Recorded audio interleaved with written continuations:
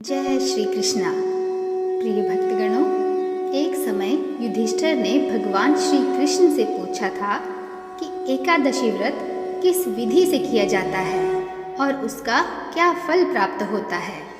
उपवास के दिन जो क्रिया की जाती है, आप कृपा करके मुझसे कहिए। यह वचन सुनकर श्री कृष्ण कहने लगे, हे युधिष्ठिर, मैं तुमसे एकादशी के व्रत का महात्म्य कहता हूँ, ध्यानपूर्वक सुनो।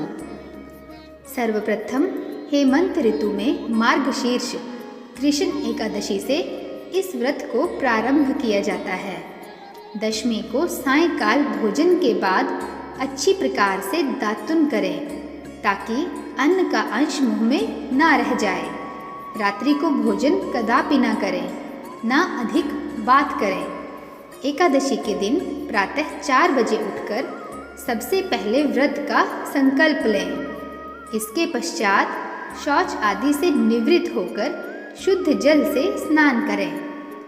व्रत करने वाला चोर, पाखंडी, निंदक, मिथ्याभाषी तथा किसी भी प्रकार के पापी से ना बात करें। स्नान के पश्चात धूप, दीप, नैवेद्य आदि 16 प्रकार की चीज़ों से भगवान का पूजन करें और रात को दीपदान करें। रात्रि में सोना या प्रसंग नहीं करना चाहिए। सारी रात भजन कीर्तन आदि करना चाहिए। जो कुछ पहले जाने अनजाने में पाप हो गए हों, उनकी क्षमा याचना करनी चाहिए। धर्मात्मा पुरुषों को कृष्ण और शुक्ल दोनों पक्षों की एकादशियों को समान समझना चाहिए। जो मनुष्य इस विधि के अनुसार एकादशी का व्रत करते हैं, उन्हें शंखोधार तीर्थ में स्नान करके भगवान के दर्शन करने से जो फल प्राप्त होता है, वह एकादशी व्रत के 16वें भाग के भी समान नहीं है। व्यतिपात के दिन दान देने से लाख गुना फल होता है, संक्रांति से 4 लाख गुना तथा सूर्य चंद्र ग्रहण में स्नान दान से जो पुण्य प्राप्त होता है, वही पुण्य एकादशी के दिन व्रत करने से प्राप्त होता है। अश्वमेध यज्ञ करने से 100 गुना तथा 1 लाख तपस्वियों को 60 वर्ष तक भोजन कराने से 10 गुना, 10 ब्राह्मणों अथवा 100 ब्रह्मचारियों को भोजन कराने से 1000 गुना पुण्य भूमि दान करने से प्राप्त होता है। उससे 1000 गुना पुण्य कन्यादान से मिलता है।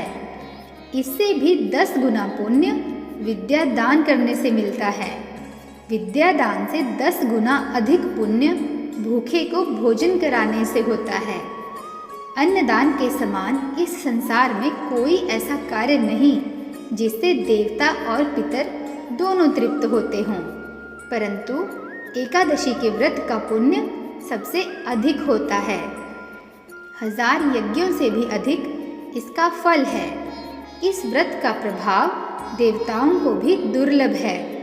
रात्रि को भोजन करने वाले को उपवास का आधा फल मिलता है और दिन में एक बार भोजन करने वाले को भी आधा ही फल मिलता है, जबकि निर्जल व्रत रखने वाले का महात्म्य तो देवता भी वर्णन नहीं कर सकते। युधिष्ठिर कहने लगे कि हे भगवान, आपने हजारों यज्ञ और लाख गौदान को भी एकादशी व्रत के बराबर नहीं बताया, सो यह तिथि सब तिथियों से उत्तम कैसे हुई, यह बताइए।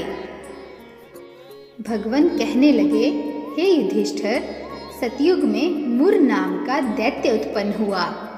वह बड़ा बलवान और भयानक था। उस प्रचंड दैत्य ने इंद्र, आदित्य, वसु, वायु, अग्नि आदि सभी देवताओं को पराजित करके भगा दिया। तब इंद्र सहित सभी देवताओं ने भयभीत होकर भगवान शिव से सारा वृतांत कहा और बोले, हे कैलाशपति, मुर दैत्य से भयभीत होकर सब देवता मृत्युलोक में फिर रहे हैं।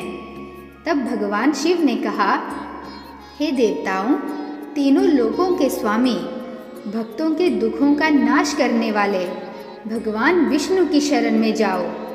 वे ही तुम्हारे दुखों को दूर कर सकते हैं।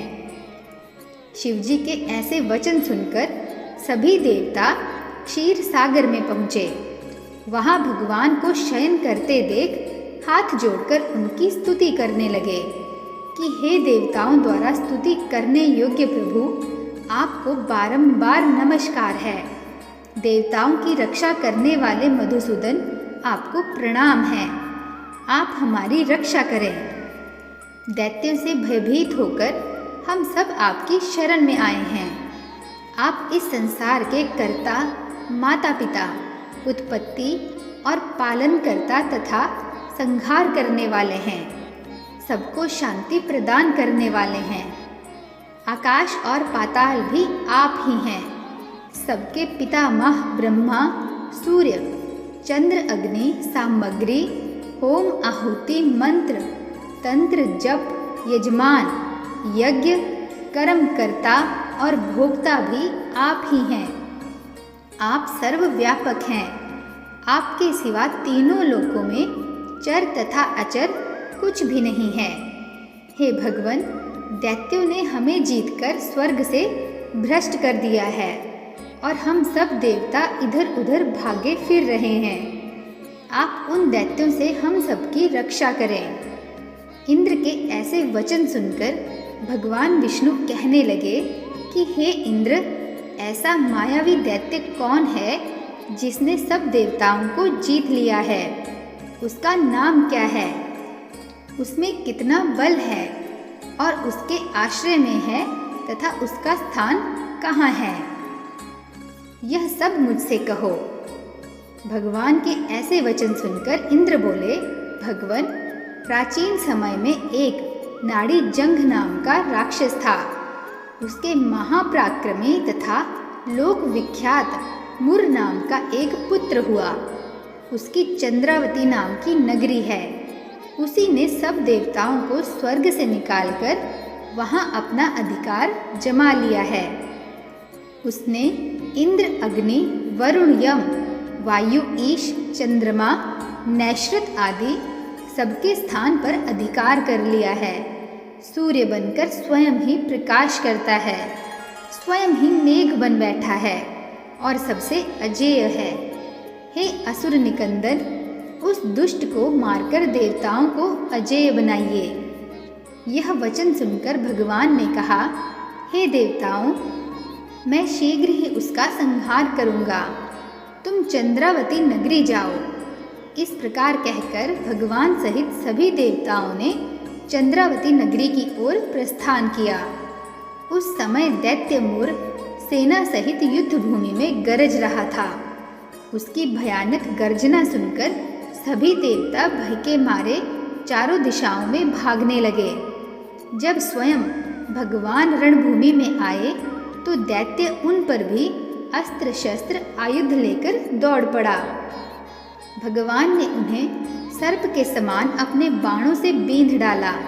बहुत से दैत्य मारे गए, केवल मुर बचा रहा। वह अविचल भाव से भगवान के साथ युद्ध करता रहा। भगवान जो जो भी तीक्ष्ण बाण चलाते वह उसके लिए पुष्प सिद्ध होता। उसका शरीर छिन्न भिन्न हो गया, किंतु वह लगातार युद्ध करता रहा। दोनों के बीच मल्ल युद्ध भी हुआ। 10,000 वर्ष तक उनका युद्ध चलता रहा, किंतु मुर नहीं हारा। थक कर भगवान बद्रिका आश्रम चले गए। वहाँ हेमवती नामक सुंदर गुफा थी। उसमें विश्राम करने के लिए भगवान उसके अंदर प्रवेश कर गए। यह गुफा 12 योजन लंबी थी और उसका एक ही द्वार था। विष्णु भगवान वहाँ योग निद्रा की गोद में सो गए। मुर भी पीछे पीछे आ गया और भगवान को सोया देखकर मारने को उद्यत हुआ। तभी भगवान के शरीर से उज्ज्वल कांतिमय रूप वाली देवी प्रकट हुई। देवी ने राक्षस मुर को ललकारा, युद्ध किया और उसे तत्काल मौत के घाट उतार दिया।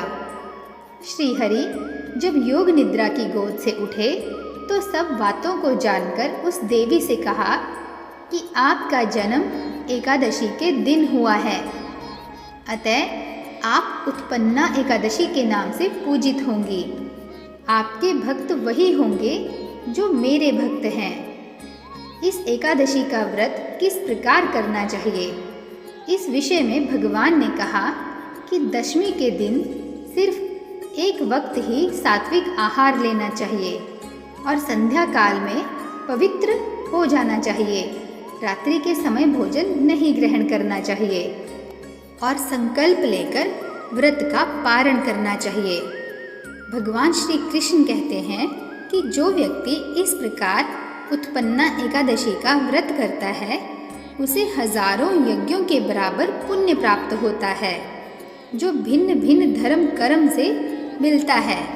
उन सबसे कई गुना अधिक पुण्य इस एकादशी का व्रत निष्ठा पूर्वक करने से प्राप्त होता है।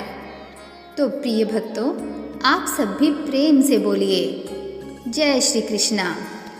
आशा करती हूँ कि मेरे द्वारा सुनाई गई यह कथा आपको अत्यंत पसंद आई होगी। यदि आपको कथा पसंद आई हो तो चैनल को लाइक, शेयर तथा सब्सक्राइब अवश्य कीजिएगा। मिलते हैं नेक्स्ट वीडियो में, तब तक के लिए जय श्री कृष्णा। नमस्कार।